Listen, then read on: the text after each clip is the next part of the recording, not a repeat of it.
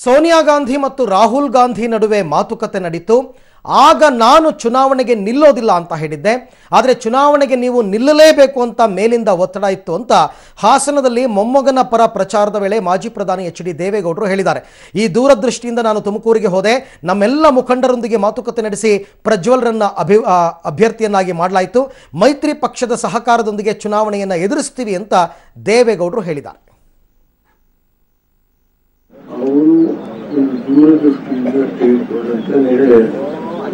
ಇವತ್ತು ನಾನು ಚುನಾವಣೆ ಪಾರ್ಲಿಮೆಂಟಲ್ಲಿ ಇಲ್ಲದೇ ಇಲ್ಲ ಅಂತ ಹೇಳಿದ್ರು.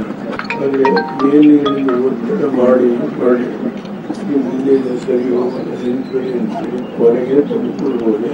ನಾನೇ ಇಲ್ಲಿದ್ದಾರೆ 3 ವರ್ಷನೇ ತೀರ್ಮಾನ ಮಾಡಿ ನಮ್ಮ ಮುಖಂಡರು ಮಾತಾಡಿ ಬೆಳೆಸಿ ಪಕ್ಷದ ಮೈತ್ರಿಯ ಪಕ್ಷಕ್ಕೆ ಎಲ್ಲರೂ ಒಟ್ಟಾಗಿ ಕೆಲಸ ಮಾಡಬೇಕು. ಹೆಚ್ಚು ಭಾಷಣ ಬೇಡ, ಹೋರಾಟವನ್ನು ಒಂದೇ ಇದೆ ಪಾರ್ಲಿಮೆಂಟಲ್ಲಿ. ಮೋದಿಯವರನ್ನು ಬಹಳ ತುಂಬ ಹೋರಾಟ ಸುಲಭ ಇಲ್ಲ. ಮೋದಿಯವರನ್ನ ಸುಲಭವಾಗಿ ನಾವು